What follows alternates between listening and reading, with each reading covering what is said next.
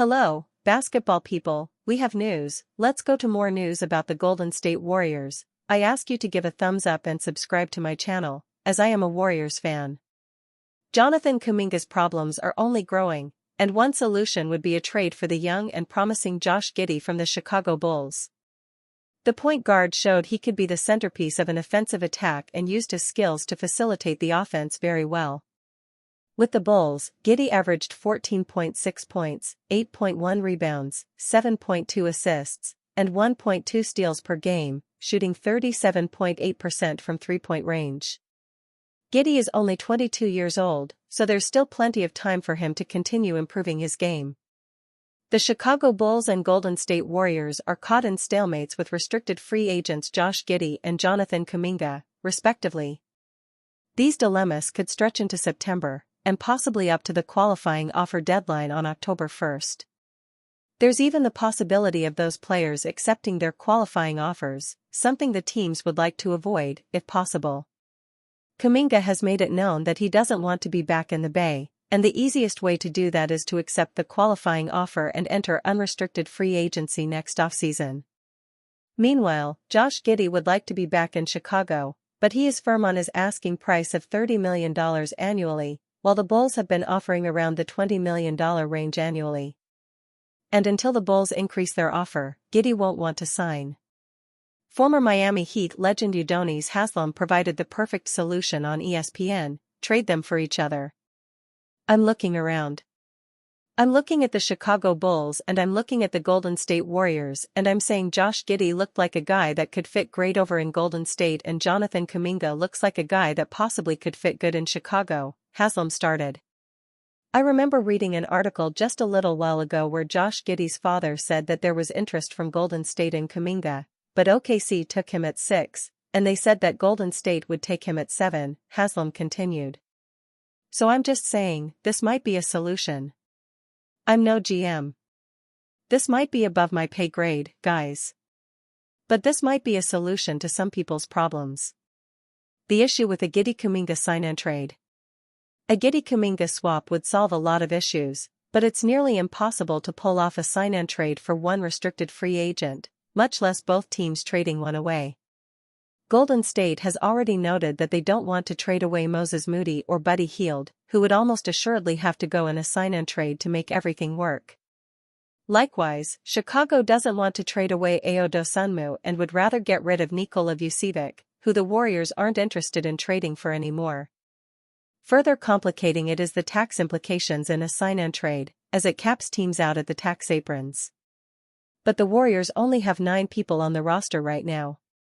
This just isn't a feasible option for either team. Warriors asking price for Jonathan Kuminga leads to Bucks pouring a cold water on potential trade, report. The Warriors and the Bucks were rumored to be cooking something involving Jonathan Kuminga, but the potential trade hit a stall after Golden State went too far with their asking price for the restricted free agent. According to Brett Siegel of Clutch Points, the Bucks explored the idea of pursuing Kuminga during the offseason. However, the Warriors reportedly made it clear they would only entertain a sign-and-trade deal if Bobby Portis was included. It is also worth mentioning that the Milwaukee Bucks were another team that kicked around the idea of pursuing Kuminga, Siegel wrote. If they were to do so, the Warriors made it known they would want Bobby Portis in a sign-and-trade scenario, which is something Milwaukee wasn't willing to do. This puts the Warriors back to square one in their pursuit to find a potential suitor for Kuminga. The relationship has deteriorated over the offseason. According to Siegel, Kuminga has made it known that he doesn't want to return to the Warriors.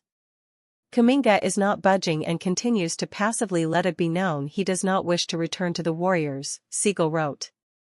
If he is to be back with Golden State, nobody expects it to be a long-term marriage, and Kuminga will make sure it's on his terms.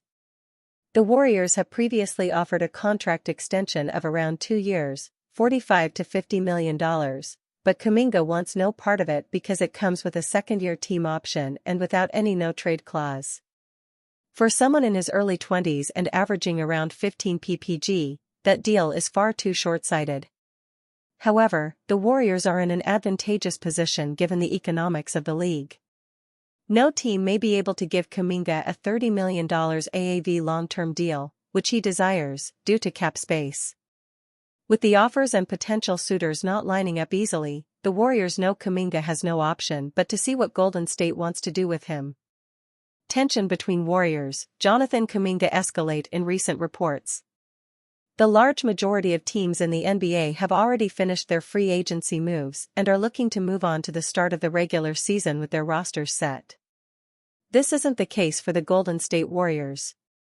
Golden State is yet to make any official signings of free agents this offseason while they continue to work out a plan for restricted free agent Jonathan Kuminga. It seems that the 22-year-old is making things hard to get a deal done. Kuminga was originally planned to find a possible sign-and-trade scenario to further his development as a basketball player with a better opportunity.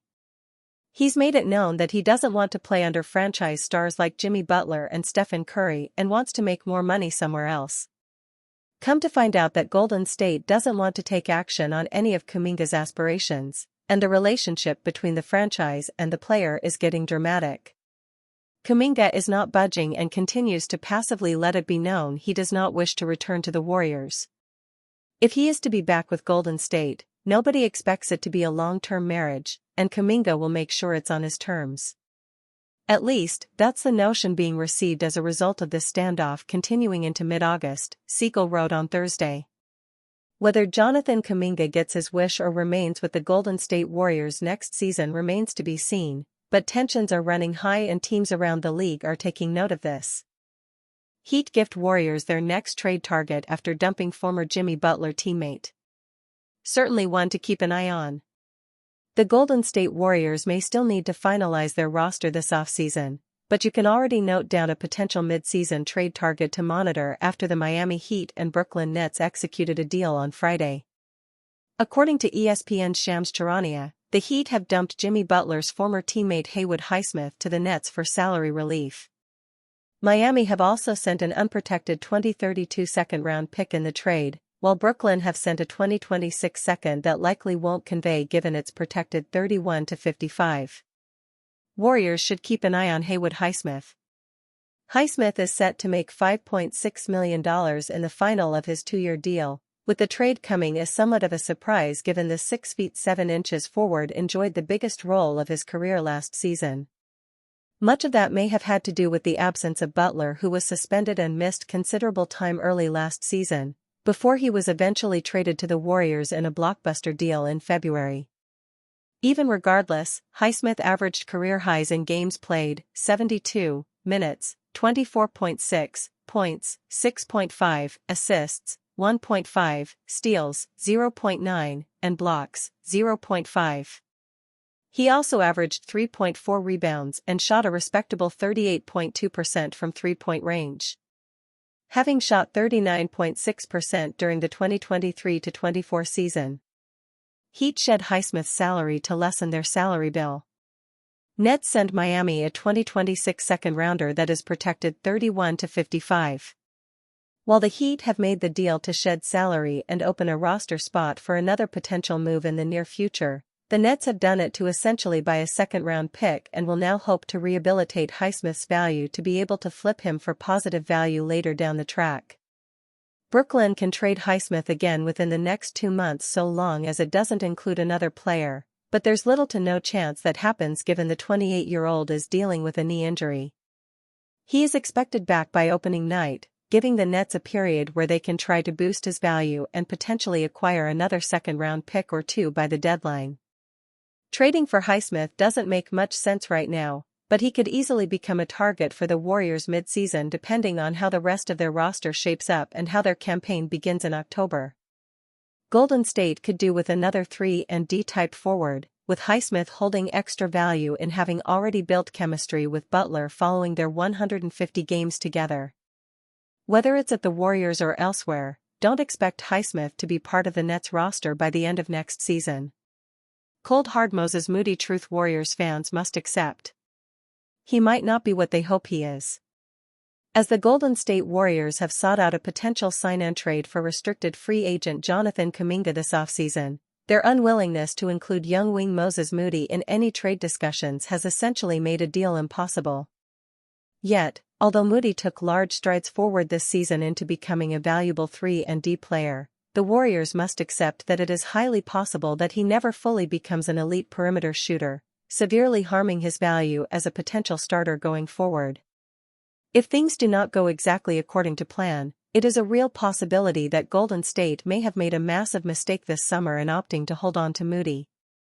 Moses Moody might not be as valuable as the Warriors think.